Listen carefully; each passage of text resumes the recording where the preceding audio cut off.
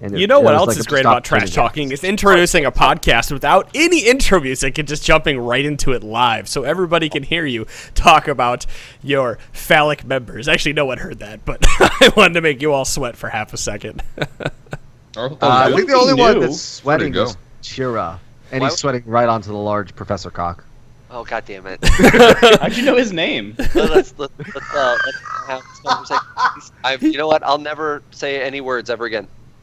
I'm never speaking again. I'm gonna be. That'll be an improvement. That was the worst cold intro I've ever heard in my entire life. You just throwing people under buses left and right.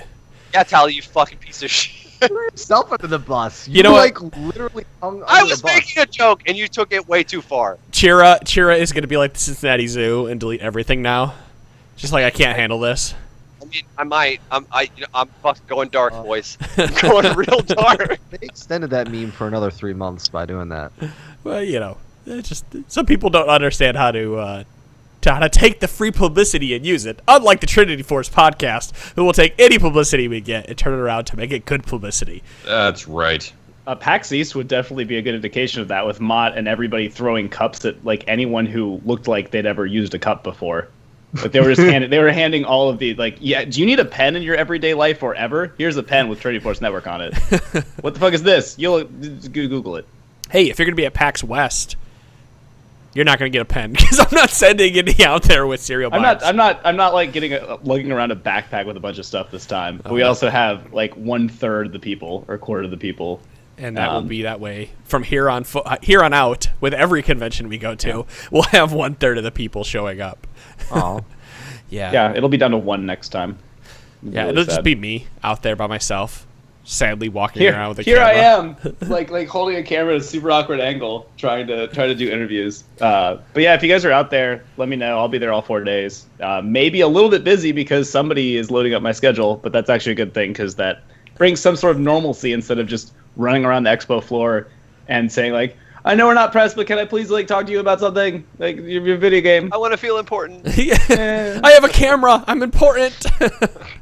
Now you don't have to feel like you have to go and talk to the really shitty games. Like now you can actually feel like you can talk to the good big gamers because you're like, I'm pressed, motherfucker. I am here for a reason.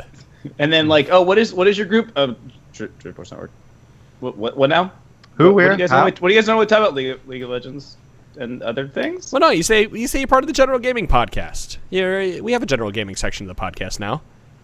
Well, network. it's not untrue if I go on there later. So it's kind of just a prophetic kind of thing. Well, that's you just gotta say. Hey, yeah, we have a General Gaming session. We're booting it up. We got press. Obviously, people think we're good at what we do. Plus, we talk about it all the time on the proper, so people can get lots of good information. Speaking of good information, if you want better information about how to play this game, go sign up for vantagesports.gg/Trinity Force. You can go play in 5v5s every single week. We're actually taking the week off to give you 2 podcasts. And we're going to talk about patch 6.17. So you guys have heard us talk about Vantage every single week. VantageSports.gg/Trinity Force. Go sign up. It's $15 a month. You get tons of awesome statistics and more to get you better at this game. And just like I said, the reason that I hit Diamond a few weeks ago was because of Vantage, because they taught me how to play into the type of players that I would eventually be facing. So it was very advantageous to be able to play against people that were a rank or 2 or 3 divisions higher than what I was playing. And I think Punch, speaking of learning a new role, and well, not speaking of, but Punch is completely learning a new role this season and having to play against Diamond level players that I have to imagine you're learning something. Oh, it helps me so much when I play against those silver level players, because I destroy those silvers, man. They don't stand any chance. It's great. Oh, I've had my fair. My CLUD games, man. I've had my fair of internal discussions about you playing on that Bronze Logic team, and and how it's not doing you any favors. What are you talking about? That's awesome. Yeah. I mean, at least it boosts the ego, right? I mean, it's fun, but yeah, not necessarily good for my skill level, perhaps. Well, if you guys want to get better, again, VantageSports.gg/Trinity Force. Let's just jump right into it. Patch 6.17 came out this week, and it's a big like worlds patch that they're It really is like this professional level Worlds patch where they're just trying to shake everything up. And it's not as big as the Juggernaut patch that came out around this time last year, but there are a bunch of changes to the Holy Trinity of Marksmen, which is Ashe, Jhin, and Sivir. There's changes to the double of Junglers of Rek'Sai, Gragas. And then there's other buffs. There's actually a lot of buffs in this patch comparative to the nerfs. And we will start at the top and just go right through those. So we'll just quickly touch on Annie. They're just trying to make it easier, make it so you have an easier time of running away from Tibbers when it drops. So they've decreased the bonus movement speed and attack speed after Annie's death by 20%. Anybody else died to Tibbers after Annie died? Yeah, I saw Daze get a Quadra after she died with Tibbers. Man, Tibbers is scary as fuck when she does. Yeah. So they're just making that bear like a little bit less quick, because when you die, it starts chasing after you like it just popped Ghost. Yeah, if it was a close fight, you're dead. Yeah. Tibbers is going to finish you off. Well, let's jump into Ashe, because there's actually a lot of discussion about Ashe and these changes. For those of you that aren't paying attention to the pro scene or even solo queue, you'll notice that you might be seeing a lot of Ashe lately, and you're kind of wondering why Ashe is so powerful. And it really is because she's a jack of, well, she's supposed to be really good at just being a utility marksman and not a hyper carry, but she has such a good early game that it translates well into mid and late because of the utility that she brings, and she just has too much power throughout the entirety of the game, and they're trying to scale that back a little bit. And they're starting easy, right? Ranger's Focus is now down to 4 seconds instead of 5. That's your Q. It takes you 4 auto attacks, and it's an auto attack reset to start popping damage into them. And Enchanted Crystal Arrow is down by 50, 25, and 0 damage. So they're just taking some damage away early game, away from that. So, yeah, the Holy Trinity of Sivir and Jhin, we can probably just jump in those two after this. Yeah, I think that she has a big kill pressure once she hits 6. The 50 damage to take that off a little bit, but mostly that like she always has more damage even as a utility marksman with like I guess that's cutting down her DPS by 1/5 on her Q. So that's substantial enough that it might knock her down a little bit. Game damage was pretty good. Yeah, it was definitely underestimated. When people think of Ashe, they don't think about late game damage, but yeah, she was forced to be reckoned with. Yeah, without the crits, she does do that extra damage. Because crit turns into extra damage for her, so IAD still works pretty well. But it's not even the fact that she can do damage late game, it's that she has the best level 2 when it comes to any marksman in the game, because you pair her with a really good... You pair her with a really strong support, like the Zyra or the Braum or whatever, maybe somebody that can lock them down and allow her to get those 2 auto attacks off to get Ranger's Focus. I had somebody that was arguing with me on the forums today, and I just kind of let it go because I didn't feel like typing it out. But when you're playing Ashe, you generally have at least 2 stacks of your Ranger's Focus active as long as you're CSing, and that could be anywhere from 3 to 4, obviously, depending on when the trade happens. The bot lane is so sporadic on how trades happen that... as long as she's auto-attacking and harassing, Ranger's Focus is almost always ready to be popped, making her level 2 just absurd. And then she can stand and get free harass with W under the turret. Yeah, her W harass in lane is what makes her kind of like a lane bully. It's like if you do it right, it's almost impossible to dodge it. You know. I don't think this really changes that though. I mean, it doesn't. Yeah, but it brings you're not down gonna 5-second trade at level 2.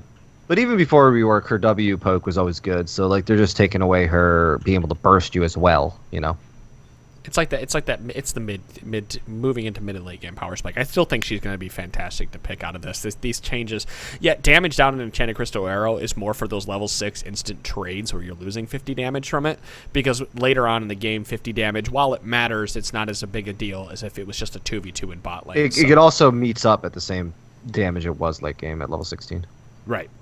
And you only lose 25 now. So that's why I specifically said it's that like level 6 power spike. They're knocking that down a little bit by the 50 damage because early game level 6 50 damage is like decent. It's a whole auto attack. Yeah. Like you need a whole nother auto attack just suddenly that you didn't need before. That's a big deal early on. I couldn't tell if you were being sarcastic at first or not. No, that really is. Because you're like, deal. It's a whole auto attack. No, I mean it is. It really is. I'm not talking about like a front line needing one more auto attack to kill somebody that's a tank. Like that's not a big deal. But like in bot lane when those fights are decided by very slim margins, that's actually a really, really big deal. Exactly. Yeah. Well, let's go ahead. Go ahead. We can move on. Yeah, let's go ahead and jump right into Sivir. We're gonna go down a little bit because again, what? The bot. Thank you for ruining everything in my life. Well, it's all the way at the bottom because it's in alphabetic order. Sivir damage. The bounce damage ratio has been decreased from 0.6 to 0.5, and that actually it's a 0.1 across the board bonus damage decrease of Ricochet. And they've also made it so that when you have On the Hunt, your passive attack speed while using Ricochet has been decreased by 10, 15, 20%. Basically, Sivir just almost always got to late game because she can stall forever, and she can just farm like a beast. Her wave clear is ridiculous. Yeah, exactly. She can stall forever with her wave clear. She always gets farm, and then late game she just ends up ricocheting the entire team down. So they're taking away a lot of that. I mean that's a 0.1 nerf across the board, and then the attack speed. I mean that's 20% late game. So that's an item. It feels like W's been too strong ever since they changed it so that it could crit. Now all of a sudden Sivir becomes some crazy AoE damaged AD carry that crits the back line while attacking the front line. I called it. When that patch happened, I called it. I actually, I remember I went to rant on it, and people were like, I don't think this brings her in. I'm like, I don't know, guys. Like, this is going to be pretty fucking strong. But she just needed her time to shine. And she's had it. And she always gets it, but, yeah. Oh, they forgot.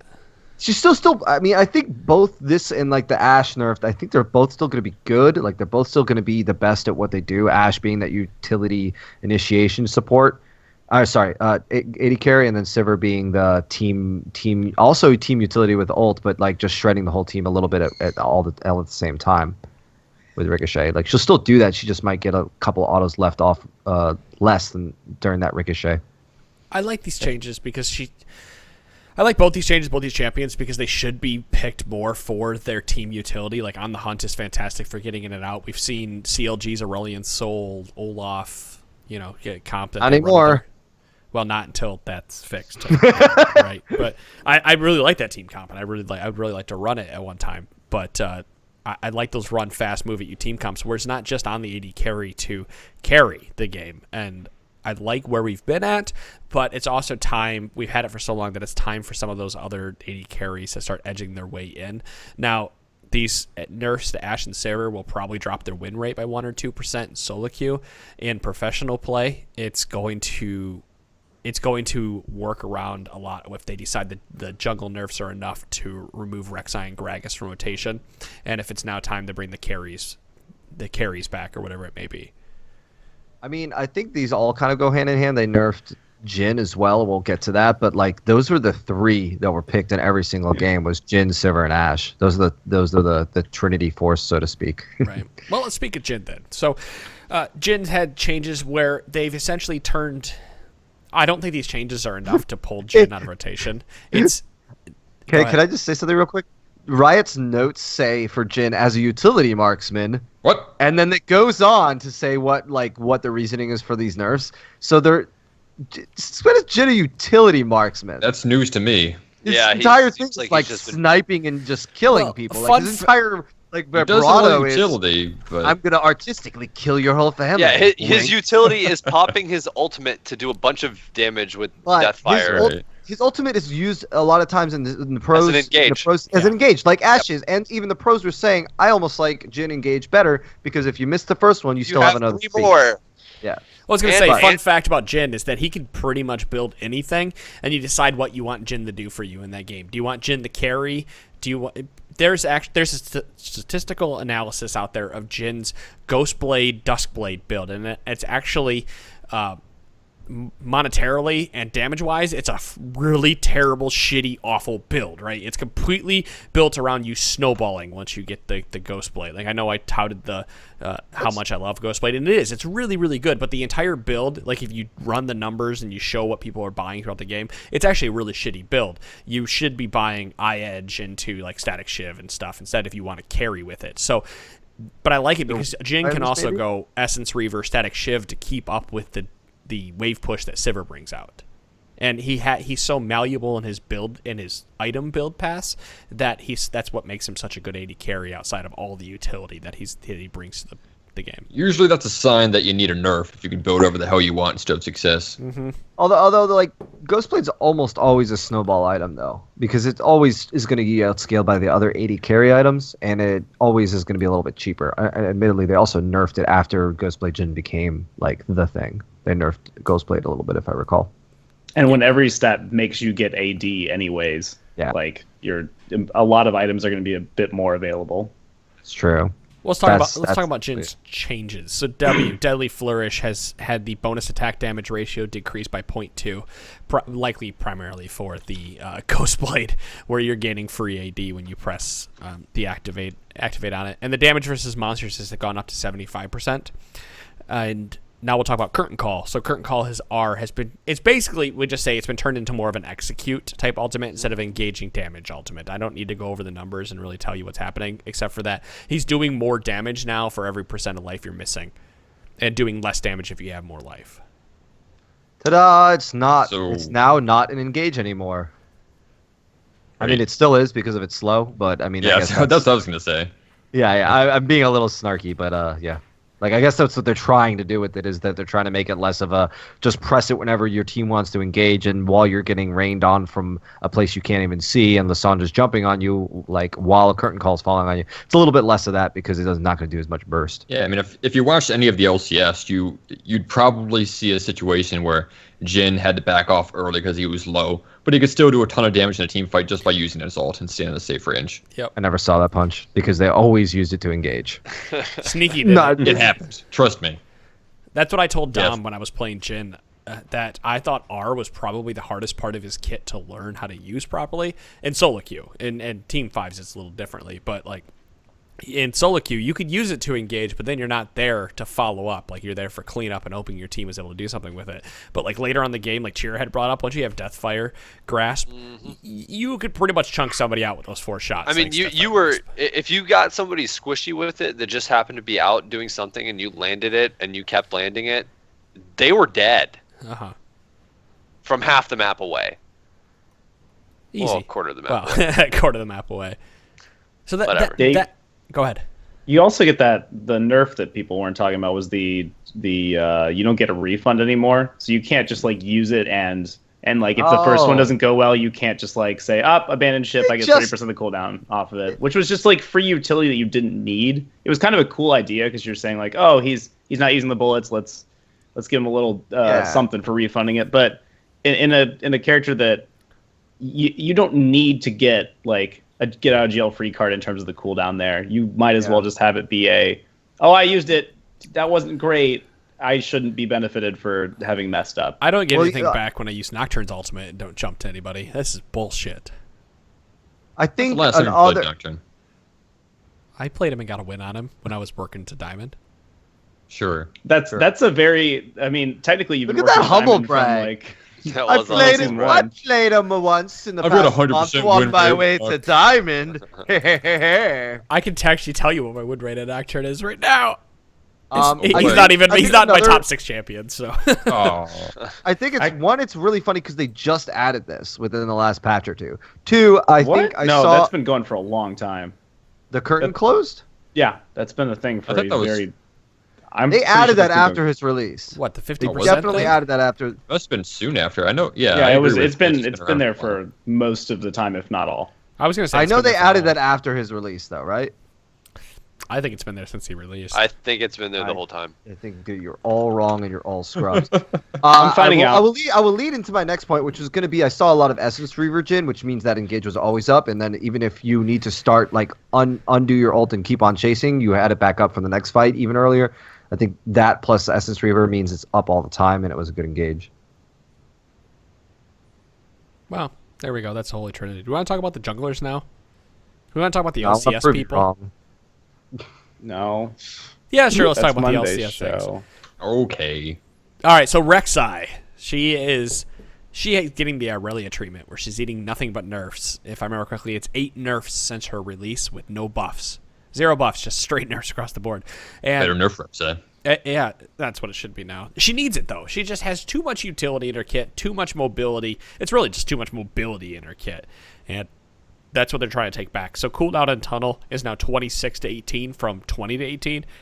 so she can't E around as quickly as she previously did. 6 seconds. And 6 seconds Rush. at rank 1. And they weren't. Yeah, no one was leveling E. They were leveling W instead.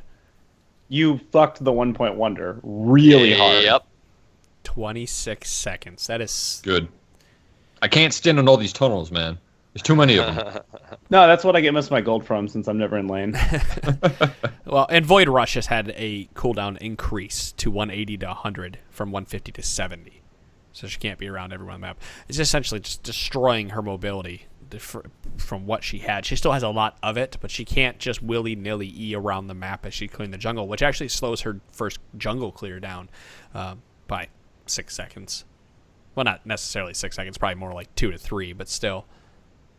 Yeah, I think this hurts a lot more of the late game mobility than and that might not make sense because of how the E cooldown's working. I think it's the issue of Void Rush is going from it's getting 30 seconds added at all ranks, and whereas at rank 1, I think you're moving around the map. You're doing enough in like 3 minutes time. If you use your ult, you're probably doing a bunch of stuff like clearing jungle. You have a bunch of stuff you can do. Whereas the difference is now if you use your ult to get somewhere at like rank 6 or level 16, you're getting somewhere. A bunch of stuff's happening because it's later game, and you think I need to get back. I can already ult again, I'm sure, and then you realize I've got 30 more seconds and I've already recalled. Right. There's so much stuff happening. I think that's going to be. I think they're hitting both early and late game, but just in completely different ways of taking away tunnel, like giving that ton of extra time on tunnel for the early game, and then I think that the 30 seconds is going to hurt a lot more for Void Rush on the late game than early. It's I like these changes. I'm happy with them. I think she was too powerful. It had too much. It could move around the map too much. Could just do, like you said, she could just be anywhere she wanted to at any point in time. Similarly, whatever. Gragas got to change because he's been dominating pro play as well, and solo queue equally. And that's Body Slam has had its cooldown increased. It was a static 12. It is now 16 to 12. And then they also fixed a bug where Gragas sometimes dash through targets body slammed should have collided with. But taking the 1 point wonder and turning it into maybe I should max this second if I want to gank more. Though likely. Yeah. Likely you probably won't. Because W's percentage of life is a lot. I know it's a lot to put it. I think it's just like it's just like what they did with Rek'Sai. They're just adding more cooldown to the 1 point wonder. Yeah. You can still use it to engage. You can still use it once per gank, but maybe now we can be less mobile while moving across the map. Actually, this might hurt top lane a lot too.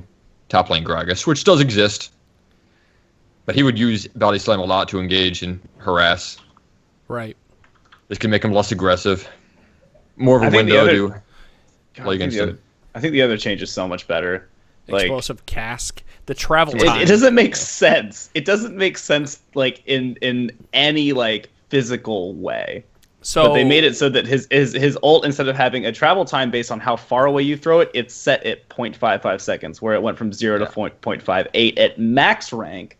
Or sorry, max distance. Now it's just if he's saying pretty much instead of being able to slam it right on the ground next to you, which could be used for really crazy burst combos, it now will lob up in the air because he's like, my opponent's right here. I'll toss it up real quick and wait. Style point. That was his preferred method to engage, was to hit you with body slam and then cast you immediately. Yeah. Immediately. Yeah. I think the thing is now that you could technically, I guess, QSS the stun and then flash out, whereas before you had zero. Exactly. If you did it perfectly, you had zero reaction speed at that. It's that, because the stun is 1 second. So it's that, and he actually has to hit the body slam as opposed to just getting next to you and ulting, because otherwise you have the chance to react. Yeah, because there'll be a little animation, and half seconds is definitely enough time to flash. That explosive cast change is probably the biggest piece of this entire the nerf. At least at the pro level. Right. Yeah. Where they're playing on 2 ping. Right. Yeah. Yeah, ping is a big factor for this change. I mean, technically it kind of reduces it at max range by 0.03 seconds. No, I don't see too many max range casks though. Yeah, no. It's too unreliable. Well, no, you don't. It doesn't hurt, but yeah. It doesn't hurt, but I mean, I think this is. I don't know. It's hard to say if this is gonna like make him completely disappear from the pro scene. I think it will. I think people will just knee-jerk reaction stop picking him because People are just gonna start playing Nidalee and Vi. Yeah, Vi. Oh God, can we just go straight to Vi? I was going to. I've been wanting to talk about Vi all I don't all day, know. So. Okay, the only reason I agree with you. Everything here is straight buff. Like this makes her amazing for solo queue, right? But the only problem that I have with Vi in professional play is that she's only in. Like if you're in and you can't disrupt the fight in any way. That hasn't stopped her from dominating. That's the exactly pro level right. of play in the past. When Vi is strong, Vi is always a force to be reckoned with because she can get in there quicker than almost anybody else can. She's a and good lock somebody down. Yeah, exactly. She's a good skirmisher. This makes her a little bit more tanky because she'll have her blast shield up more often. I mean, they buffed her passive Q.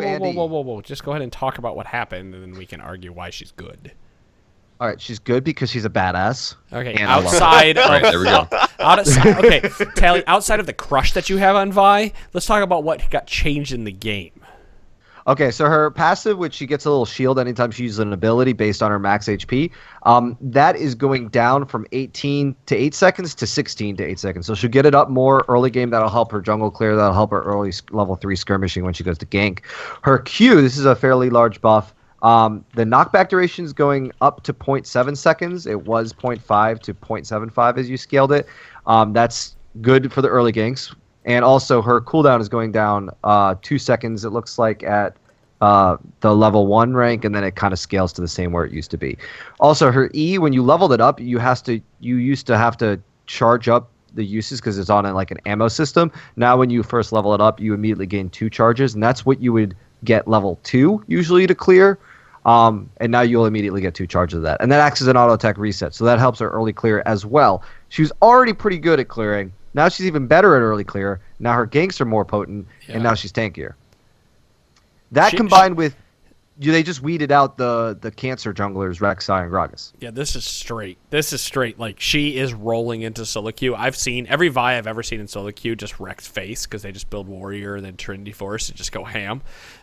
This just makes her so much more potent. Like, she is rolling on the back of Skarner into solo queue right now like a goddamn freight train.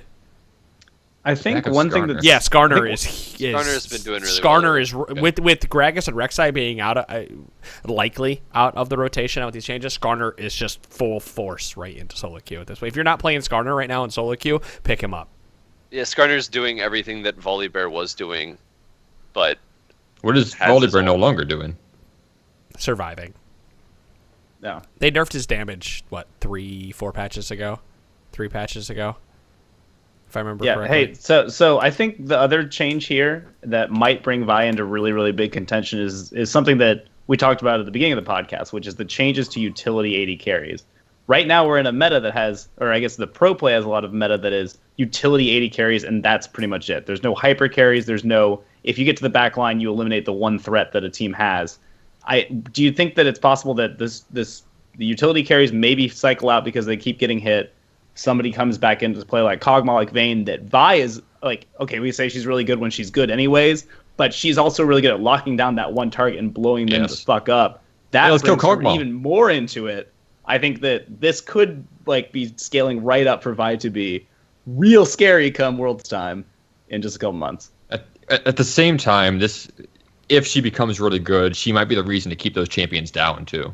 If you got people like Vi and Trinity Force Echo being played out of top lane, and Kled being fucking awesome because Kled can kill whoever the fuck he wants. Yeah, she would also be really good against some of time. She would also be really good against like Ashe and Jhin because they're not mobile, and all she has to do is press R, and there's nothing you could do. You're getting hit by her full combo. We've already been slowly seeing it. People have been gravitating toward like Hecarim jungle, right? Hecarim Shens. And I've even seen some Evelynns in solo queue. Those junglers or top laners that can dive the backline and take out those utility carries that are forced then to use their utility on the jungler, allowing the rest of the team to do whatever they want with it. So I could see those start slowly being weeding out for those more mobile AD carries. Like Ezreal gets a buff in this patch, Jinx gets a buff, Vayne is arguably going to be better, but probably not because she's still Vayne. And, I mean, better is objective here. Anyway, that's my prediction. Vi is cut out now Mitch. tier 1. It's not very important. It's Vayne's going to be better because it's a straight buff. Yeah, well, it is. Yeah, I agree with you though. Vi is What does amazing. better mean though? Well, it means that her terms of Vayne. tumble ratio has been increased to 0.7 at max rank. What a segue. That's nice. Yeah. That's nice. Another tumble buff for Vayne. So she already hyperscales. Let's make her hyperscale more, guys. So That's maybe her- double that's her up the problem. picker once, and then they'll lose, and they won't pick Vayne again. It's what you know what these buffs are that all these Vayne buffs are seeing is that next season we're probably going to start seeing lots of Vaynes because they will probably touch on some AD carry itemization or some type of itemization because they've already been talking about making like Ghostblade melee only, right? And then changing some of the things to be ranged only. And I'm just throwing it out there now, episode 382. I believe that Vayne will end up being good at some point next season for a stint. Because they will buff AD items to make her better. Because right now, what AD items does she have to build early? She can rush Blade of the Ruin King, which isn't in a good spot. I don't want to look too far ahead, but the only reservation I have about that is this is the assassin off season, That's a fair and the point. assassins love to kill AD carries. So I just want to get too excited about any single AD carry, unless you're a really So good if- Vayne if player. You any- can outplay the If assassin. but any AD carry is gonna 1v1 an assassin, it would be Vayne though. it could be Vayne, yeah. That's why I'm saying with the assassin rework, they will likely be changing some items up because you can't rework assassins and leave some of the items in the game the way they are. Kind of like Ghostblade, you can't really leave Ghostblade the way it is. You need to try to figure out they change that. And if you start bringing in ranged and melee only changes, like you get two versions of Ghostblade. There's a ranged and a melee version, and they do different things. Like you know, I'm sure Riot has this. Hopefully, we'll say figured out, right? But It's almost as if reworking a ton of champions at once mixes things up and makes things hard to balance. yeah, I right. can't wait for the off season. Almost. It's Like, always that happens. crazy. Well, back to the top because we talked about Vayne there. Corki no longer his Hextech munitions when he picks up his ultimate. He no longer removes movement speed when he's attacking wards. So Top tier. Now he's viable. Top tier. Tier 1. S tier. fuck, you're viable. S. Can we stop with that? All right. So Diana, if Tier you S have, viable. I've been seeing a lot of Diana in solo queue. I don't know about you guys. A straight buff to her, where Moonfall now has a maximum pull distance of 225 units rather than 150 units, meaning she can potentially pull more people into her. So You gotta this remember that your rationale. solo queue is not the same as our spawn. Oh, fuck off, dude. Fucking Plat 5 to Diamond 5 solo queue is the same goddamn thing. The only thing that changes is you get more salt in the mix. Yeah, whatever you say. I like the rationale for this change because they're expressing that like, Diana doesn't have a large different. Man, that is totally awkward. I can't speak English. Continue. She's not really different from any other diver, right? She doesn't have her own identity. So they're trying to buff what makes Diana Diana, and part of that is Moonfall, where she can suck people in. That's kind of a unique ability that she has. Zarya ult. So she can suck better. Yes. She's actually pretty damn She's good. great at sucking now. Speaking of sucking, Draven, Well, who let's- will come back let's change along that with the cosplay. changes. Oh, God. Draven, who also, I will say, will come back along with the Veins of the world eventually. Whirling Death, his R. The cost has been decreased to 100 mana from 120, but the cooldown has been decreased from Yes. 110 to 100. And it goes 100 to 80 now, rather than 110 to 90. Ultimate Cool. buffs. You can use Just- it more. Less Again, mana. look at all these buffs that are coming in. Like, oh, cool, great, they're here. Just more of like, just keep these buffs in mind as we move into the future, because I guarantee they will come at some point. They will be relevant and they will get changed again. I will say that the mana cost reduction is actually kind of a big deal on Draven, particularly for bad Draven players who drop their axes and need to spend mana to hit Q again. I was. He's got a problem if you can't catch his axes with mana. What about the W? The W spam. That's yes. Yeah, that's. Or, I mean, you that's, can't catch your axes, you can cast more Ws. yeah, but I end up going because I just cast a bunch of unnecessary Ws. Yeah, right. You're just Yeah. you're just spamming it every single time you catch an axe. How could you not? I thought if you timed it perfectly, you got like a refund. Is like There really should be like a 50% refund or something if you cast it after catching an axe. It would make him. I bet you that would bring him back into contention real fast. yeah, that's what we Maybe need. just add another Draven axe. being overpowered. Evelyn, our Agony's Embrace, has had a cooldown decrease to 120 at first rank, up to 80 seconds. It was 150 to 90. I like this. I've been thinking about potentially picking up Evelyn in the off season. Again, going back to the jungle thing as an off roll. I like it when I can play Evelyn on occasion. I feel like anytime I played her in the past couple of months, I've just felt like I've made a good like early game couple ganks, and then I just kind of fall off into irrelevancy. So.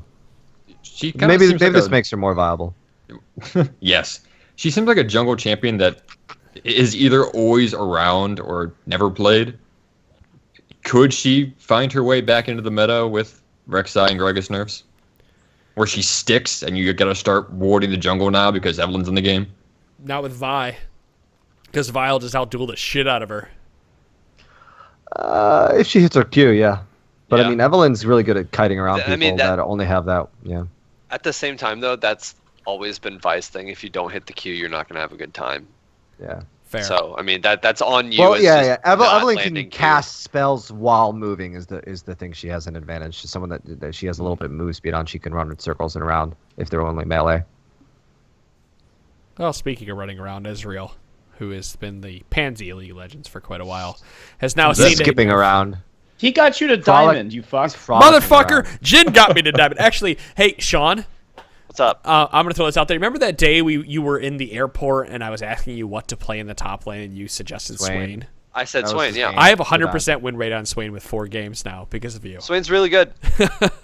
He's so easy to play in solo queue. He's so easy to play. People are really bad against it. You teleport bot when people aren't paying attention. You pick up doubles or triple kills. It's great.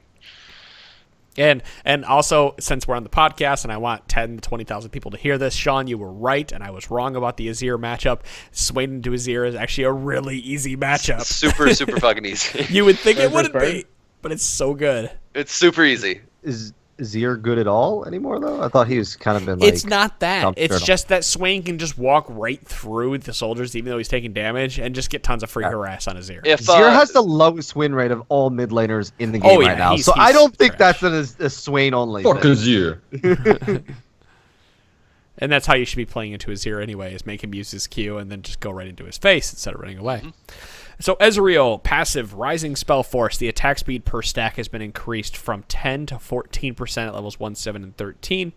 It was 10% all ranks, so he's getting more attack speed as the game goes on, as long as you're hitting your spells. And the maximum attack speed was capped at 50%. It now goes up to 70% at max rank. That is actually... That's a pretty big buff to Ezreal because it pops to level 13. Yeah. So it's not even like level 16 like later in the game, the 13. I really like this change because I've always hated to say it this way, but I have to say it for Ezreal, as this really does change like the really good Ezreal players that understand that they need to stand in there and auto attack and not just use the Qs from the Ezreal players that are learning to play Ezreal and just use their Qs, right? Like a lot of times with Ezreal, you have to use your abilities to get your auto attack speed up and then stand there at the fucking edge. You're right there, they're gonna hit you. But you're slinging auto attacks, and that's what he does damage. Honestly, with these changes, I could see Trinity Force being the route to be really push him into. I've already started building Trinity Force in Ezreal because I feel like the spike you get over Iceborne Gauntlet is more important going into the 80 carries I've been playing against. And now that those 80 carries are slightly nerfed, the Trinity Force either rush or rush after tier is more reliable than Iceborne Gauntlet. I don't know if I agree about the Trinity Force thing. Obviously, like if you have a real fucking tanky team and you don't need the armor and they're against all AP or something and you want to go Trinity Force, like it's definitely viable. But done with like the goddamn viable term. The max attack speed is really going to help him late game because he usually goes Bork too. So that's a lot of extra on hits things and a lot of extra autos you could sling in if you're getting jumped on. I have to side with Pwn because whenever I played a lot of Ezreal, right? No surprise. So, but whenever I'd build Trinity Force instead of Iceborne Gauntlet, it just felt better. Even though most of the time it's been the wrong thing to do, it just felt better to build Trinity Force because you're just doing more damage. Yeah, because the blue build Ezreal with Iceborne Gauntlet, you're not the carry anymore. You're like the support. It's like you have 2 supports on the team, and the other support does a little more damage than your traditional You're support. utility. Yeah. And that's what you are. You're not like Ashe where you're utility damage. You're pretty much straight utility with some bursts here and there. Like, you can still have the highest. You could potentially have the highest damage in the game if it ends at 30 minutes, but you're going to be outscaled by everybody else, including the utility AD carry. So the tier into Trinity Force build for him with building the attack speed item last seems to be the route to go now. And I agree with you that I can imagine that more people will jump onto the Trinity Force train just in time for Worlds. Welcome, Corky Ezreal. Where's Graves? Where's Graves, boys? That's not how that's going to work. If everyone else can use Trinity Force, it doesn't mean that Corky can. Damn it. I wish. He keeps getting buffed, though, but it's very tiny. Very tiny. Yeah, now he can kill wards faster. That was usually one reason. No. Well, I mean, yeah. I mean, if he has the package and you're talking about moving between wards that he can see, sure. For a while, Corky was the reason that you wouldn't see a Trinity Force as, because if you went into a game thinking, I want to build a Trinity Force AD carry with a mid-game power spike, you picked Corky, not Ezreal. Right. You'd pick Ezreal because you're going to get the Iceborne Gauntlet.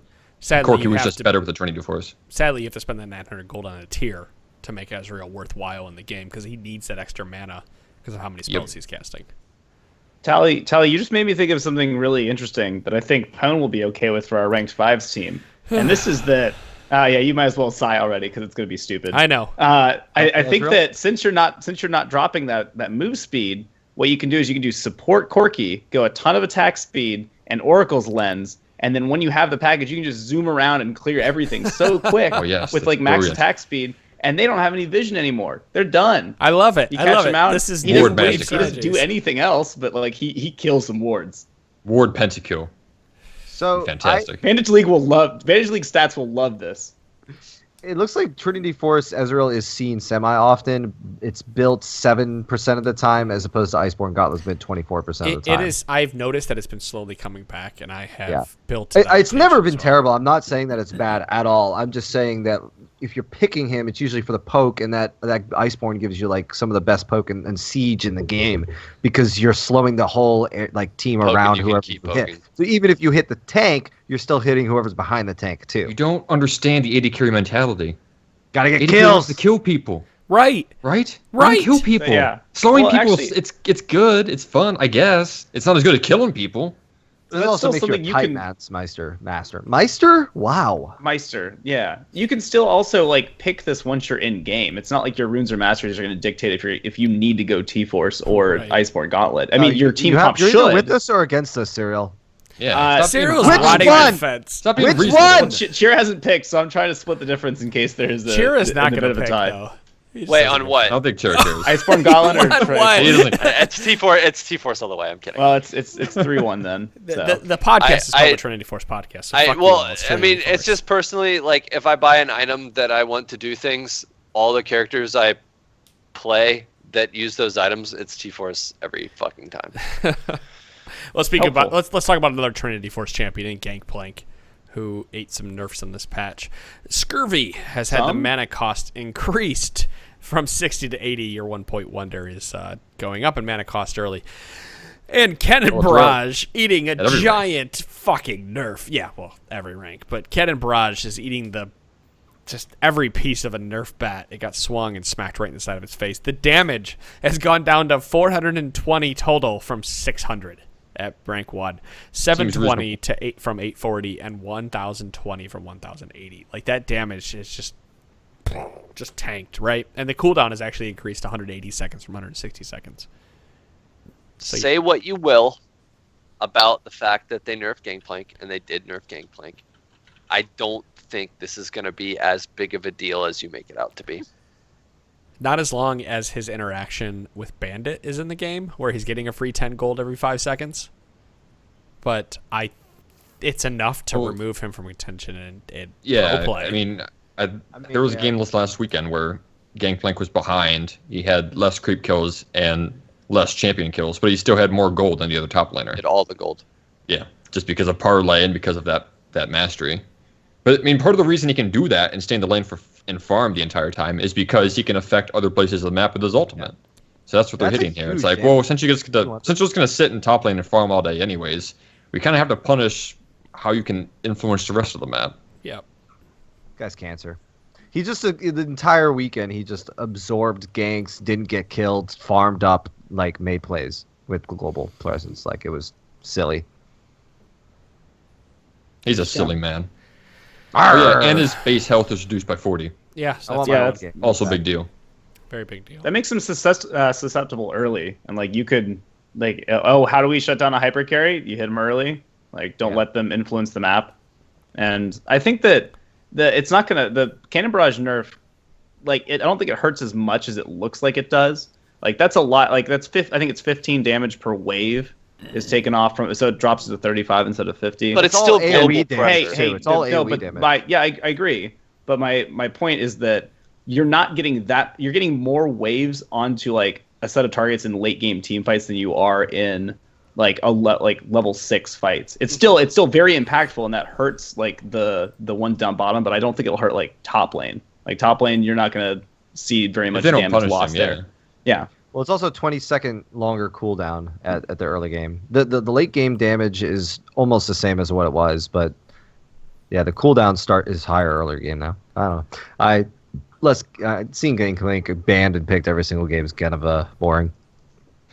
Yeah, I mean, he's still gonna be great late game, but like Mitch was saying, you either need to actually punish him in lane now or win every other lane now that his global presence is weaker.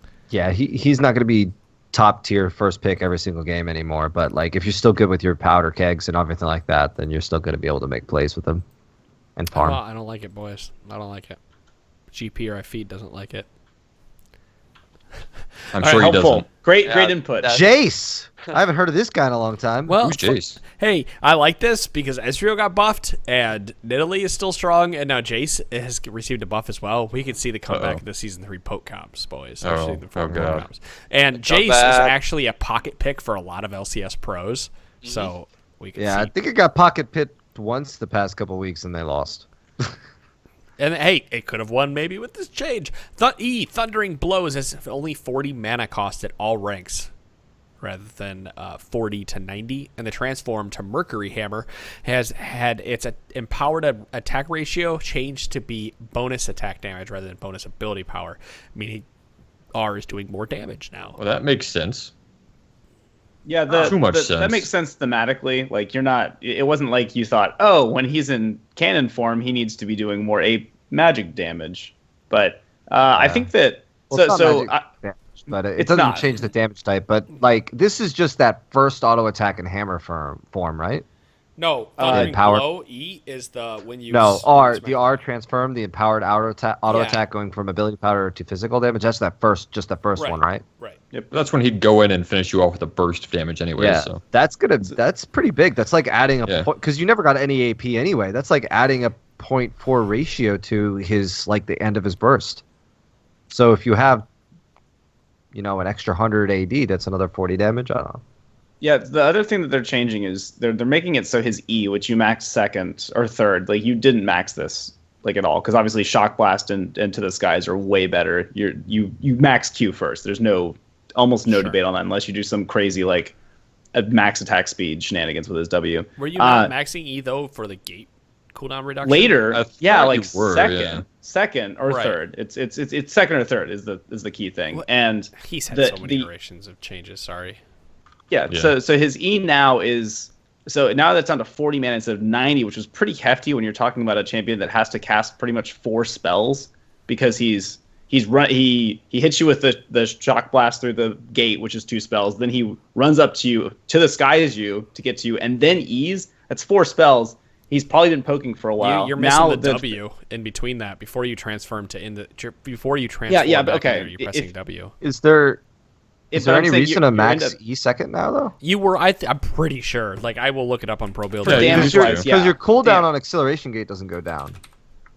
But you get more damage on the execute. Or it's not execute because it's just percentage of max health. But now you have the mana. Like, you're not getting so gated for mana. No pun intended, because it's Jace. Like, it's still only 40 mana now instead of the 90 that just ends up being the last part of the combo that you're like, shit, I'm out of mana.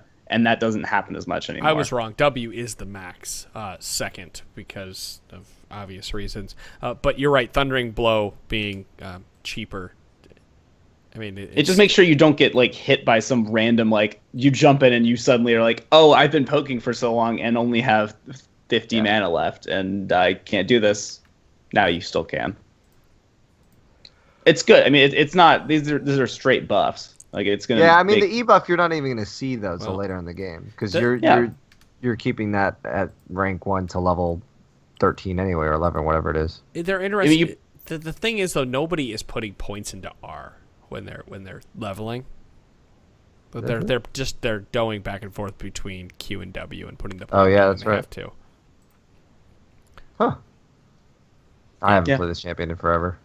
Ever No since one they has. gave him 6 ranks, yeah. Right. Well, There is you- one game here Played 'em. with again looking at who is this that I was looking at? Santorin, who did max E second. But I guess it depends.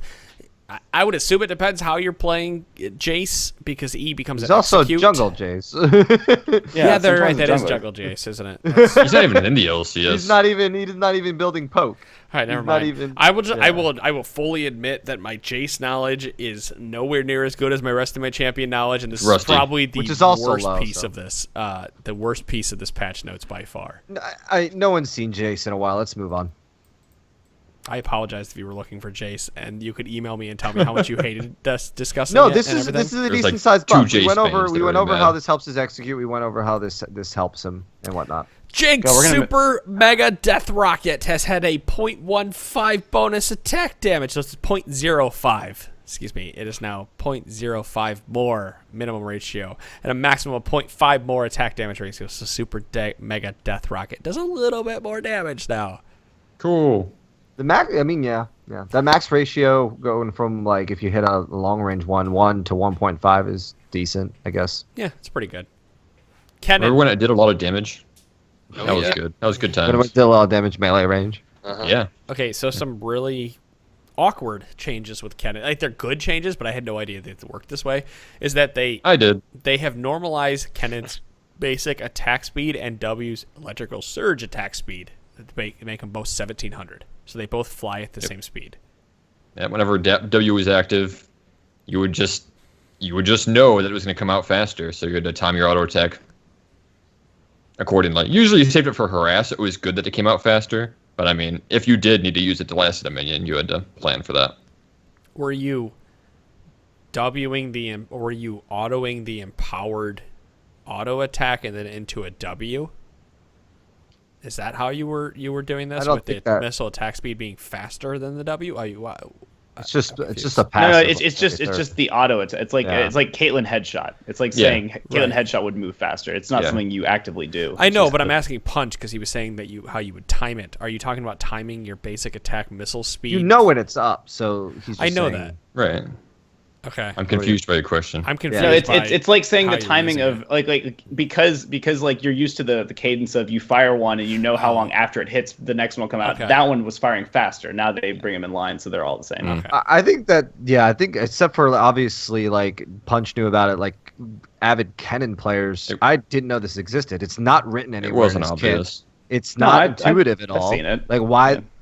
I mean, I didn't know. Well, it's not in his kit. It's not written anywhere. How would you know? I mean, that's just bad documentation. You just play Kennen a lot, and then eventually you True. figure it out. Usually when I play Kennen, it's troll attack speed Kennen, so I already have like 5 attack That's speed. your items, first so it problem. doesn't- Yeah. You can play troll attack speed Malphite because brutal strikes his W has been. Ooh. All The right, jungle Malphite. I'd like this, not for Jungle Malphite, but I like top lane because I mentioned a long time ago that I actually put points into W early with Malphite instead of Q into his W because trading with that with some attack speed in his runes equated to a lot of extra damage. And the cooldown has been decreased to 12 seconds. You know, fine, whatever. Cooldown decrease isn't as big as the bonus armor that you're receiving, up to 15% at rank 1, and the active damage ratio has been increased to 0.05 or by 0.05. So it's the bonus armor. You're getting more armor. He was already the person you picked against the All-AD team, so now he's still the person you pick against the All-AD team. Yep. He's just better. He just has more armor now. Okay, cool. I guess. You know, nerfing him in time for all the hyper carries to slowly start coming back in. Oh yes, of course. Well, maybe he can one-shot them with the increased damage ratio on W. If he's building AD, sure. The Morgana Oh, got it's a armor. slight. It's armor ratio. He just builds 500 Oh, you're armor, right, and then he yeah. all AD carry and one-shots them. Mhm. Easy game. Morgana Black Shield cast range up to 800 from 750. So you can play her a little better. Orianna, Command Shockwave costed 100 mana at all ranks, and the cooldown is now 110, 95, 80. Trying to bring her back into the mid lane a little bit more. Yeah, we always need Orianna for Worlds. Yeah, I'm about to say, it's just in time for Worlds, make Orianna viable again. Yep. Poppy, movement speed increased to 345, and now she gets 3% more bonus armor and magic resist with W. Yes. These changes suck. Boring. This change specifically, or are these also? No, these last ones are all boring, except for the turrets, and this will take way too long to talk about. Riven, Blade of the Exile, win/minimum damage has been increased by 20, 30, and 40. Win/maximum damage has been increased. So essentially, if you're a really good Riven player, congratulations, you get more damage. Our Realm Warp on Rise has had increased range to 1750 and 3000, so early it goes a little bit further. Thresh, the cooldown on Box has been decreased. Pillar of Ice on Trundle has actually, the cooldown has been increased for mid and late game, essentially, or early, mid, and late game, so that you, as you're building CDR, you can't continue to have the pillar up all the time. The permanent pillar? Yeah, the permanent pillar. Yeah. So the cooldown's actually the same for the first two ranks or less, but max range. Yeah, that's weird. Yeah, early, mid to late. Changed it. He's still viable. Vhagar, who has been a terror in solo queue, if you know how to play him, is going to be more of a terror. For the longest time. Takedown bonus 5 ability power on kill assist rather than 3, and they fixed a bug where enemies wouldn't see the warning ring when Event Horizon was cast into terrain. So he's just getting more ability power. That is all of the changes. The reason I blew through those real fast because I wanted to talk about the turret AI real quick before this podcast ended. Because these changes... This is not a real quick talk. This is not a real quick question. You know it. It essentially changes mid lane. That's real. Yeah. I mean, it changes everything. But mid lane. I think we touch on it, and we'll be able to go more into it after we played a couple games on this patch because it's something that's hard to fully swallow until you've played it. Yeah. Champions within enemy turret attack range now draw turret aggro when attacking enemy champions within 1400 range of the turret. However, the turret can only attack at 775 range, meaning the turret is called and ready to attack at a further range than it previously was. Well, it was so previously if you attacked an enemy champion while they were in the turret, like if the turret could hit both you and the enemy champion, or I guess the allied champion and the enemy champion, then it would hit the enemy. Correct? Hmm? If you attack an enemy champion when you're in range of the enemy turret, then both of you are in range of the turret, you would get hit by it. Now it's if the person you're trying to hit is within like almost double the range of the turret, and you're still in range of the turret. So if they're running far away and they're like 700 units outside the range of the turret, you can still get hit. You can still get aggro, which is crazy. Because that changes trades in bottom lane as well. Because you could take an immediate turret hit walking into range of it without auto attacking. If they're far away, though, that's the thing. Is like this doesn't change what you're talking about, Pum. But this changes is when you're zoning them through a turret and you're autoing them and they're outside of their turret range. What this does is mostly this hurts like lane bullies, I think, and it hurts these kind of weird dives from mid lane from like the jungler coming from behind them. But basically, if you're poking someone, they're out. All those times when you're like, "Fuck, I got dove. Why didn't my turret aggro them?" And you're like, "Oh, I was in between my tier 1 and tier 2 at mid."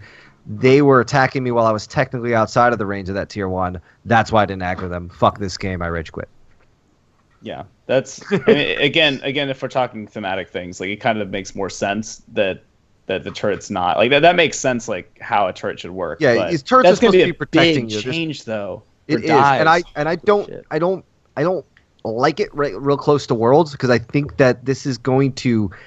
This is basically a change of 6 years in the making. Like people have played with the way the turret aggro's the same as its range for 5-6 years, and now they're changing it. And all these little nuances that players used to do to weave in extra poke when you're dominating, and like getting an advantage on your opponent to further that, and all that's a skill on its own, and they're getting rid of that. You effectively have to relearn like tower behavior within the most competitive time of the year.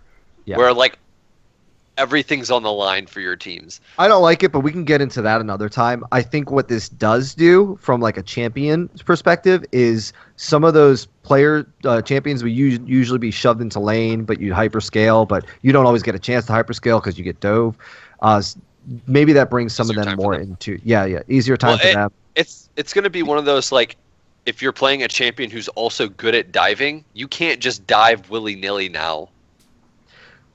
Yeah, I think it's more for like diving and poking, because like a Fizz or Elise or these divers that are really good and can switch aggro, that you could still do all that. I think what this is like thematically is they're like, hey, if you're under your turret, you should feel safe and warm and protected, like a motherly hug.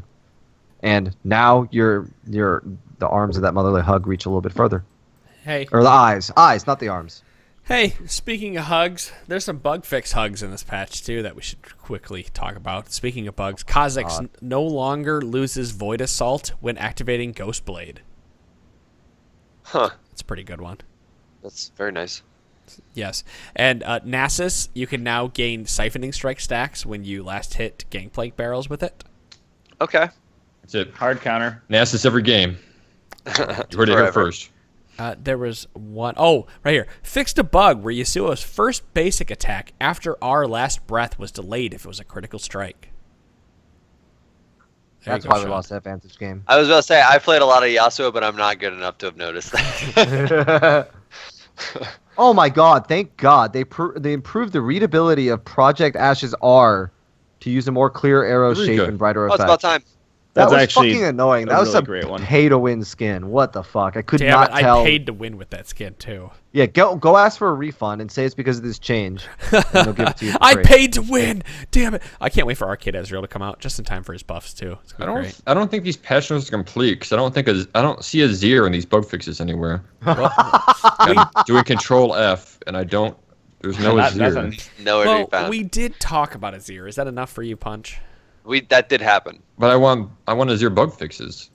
And he should be in the bug fix section. I don't know what's going on. I do have... Should I email Skarzard? Yeah, I do have Skarzard's email if you would like it. Okay, I'll ask him. Does he ever respond? I mean, yeah, he responds. Sometimes. He's pretty responsive if you DM him on Twitter. You should DM him again and be like, hey, these patch notes still didn't come about to us. What's happening? I should do that. I think I will. All right, buddy. Please do it. All right, I think that's... Then I'll ask him about Azir.